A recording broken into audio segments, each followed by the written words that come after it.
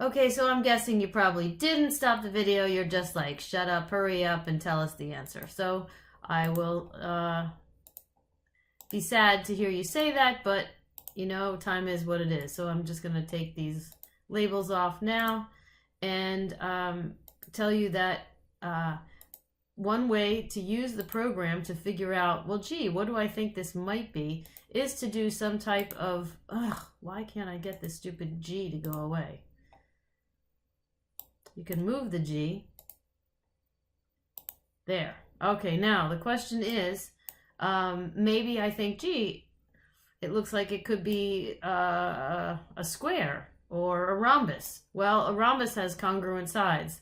So we can use the measure tool and we can measure the length or the distance. So I'm going to measure this length here and this length here and this length here. Well, I was close, but not really. In other words, it does not appear that those sides are actually congruent. It looks like they're close, but as I move this, oh, I can't move this because that's a dependent point. But I can see how the numbers change. So that's not a square, it's not a rhombus. I do notice that these two are congruent and these two are congruent no matter how I do it.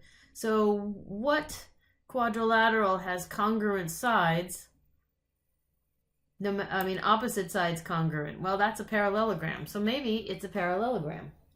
So if I want to prove that those two sides are congruent, I want to think about how I could do that.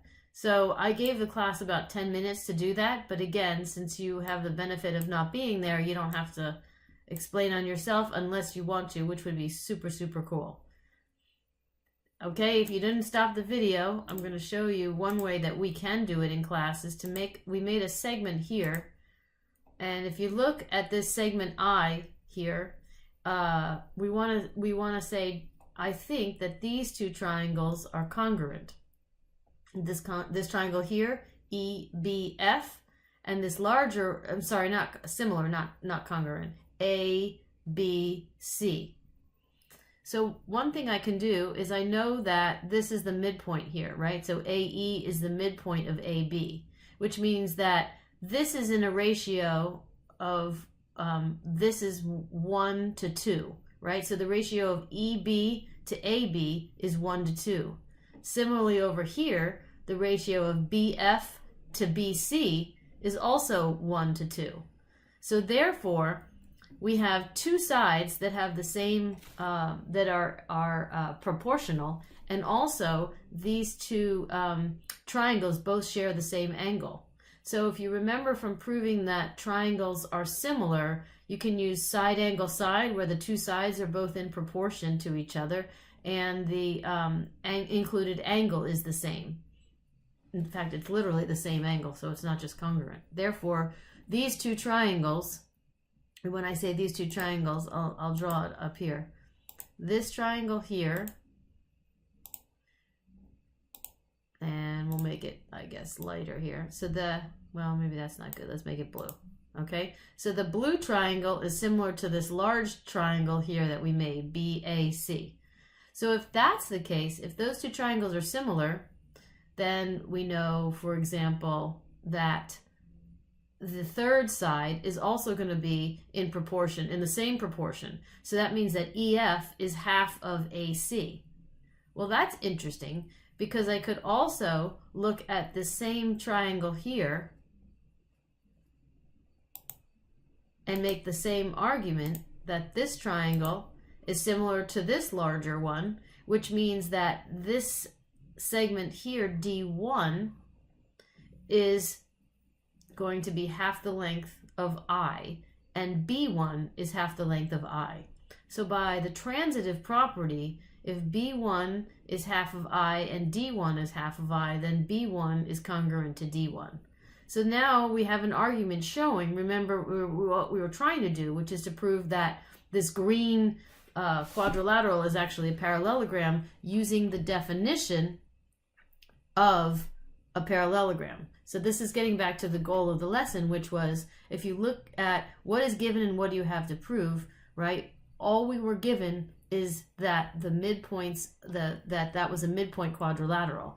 And then we used one of the properties of parallelograms to say, oh, well, this side and this side are now congruent. And by a similar argument, we could show that this side and this side are congruent. So you'd have two pair of opposite sides of the triangle congruent, which would mean that the inside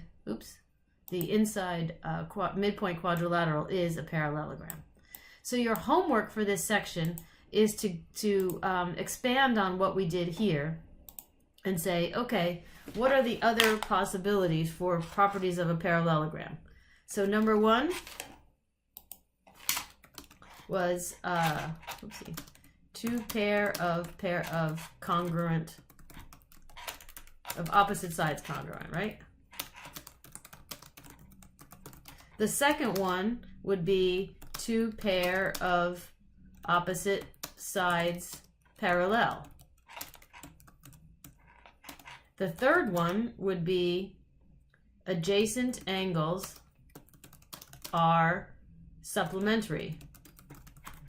The fourth one is that the diagonals bisect each other.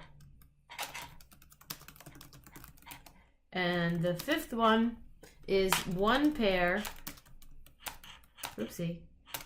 of opposite sides are parallel and congruent.